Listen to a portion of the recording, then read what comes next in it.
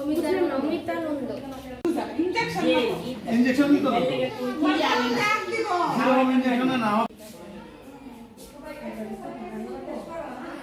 তিনবার ব্লাড নিছি একবার হইছে না।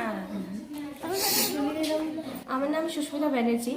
আমি আমবাসা পিএইচসির আন্ডারে কুলাই হেলথ সাব সেন্টারে আমি কমিউনিটি হেলথ অফিসার।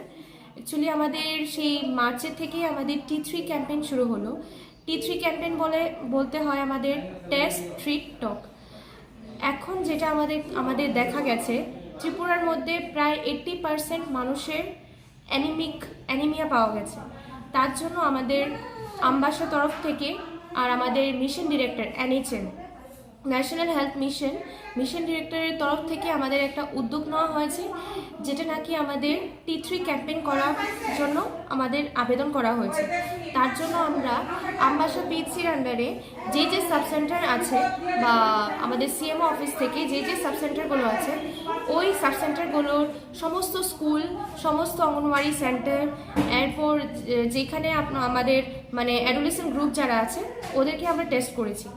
আর এখন প্রেজেন্টলি আমি আছি আনন্দ মার্কস জুনিয়র বেসিক স্কুলে। সেখানে আমি আজকে প্রায় 15-16 জনের মতো টেস্ট করেছি, রেজাল্ট ভালোই পেয়েছি। সঙ্গে আর যাদের কম আছে হিমোগ্লোবিন লেভেল, সঙ্গে আমরা মেডিসিনও দিই, আয়রন ফলিক অ্যাসিড, যেটা আমরা সপ্তাহে 2 দিন করে দিই। আর এরপরে আমাদের এটা রিটেস্ট হবে। আমাদের মূল টার্গেট হচ্ছে, মিশনের মূল টার্গেট হচ্ছে আমাদের অ্যানিমিয়া মুক্ত ভারত, যেটা নাকি আমরা সব মানুষের থেকে অ্যানিমিয়াটা দূর করতে চাই। সেটাই হলো আমাদের টার্গেট। আমরা এটা মার্চের আমরা টেস্ট চলছে, আমরা আবার এপ্রিলে সেটা পোস্ট টেস্ট করব।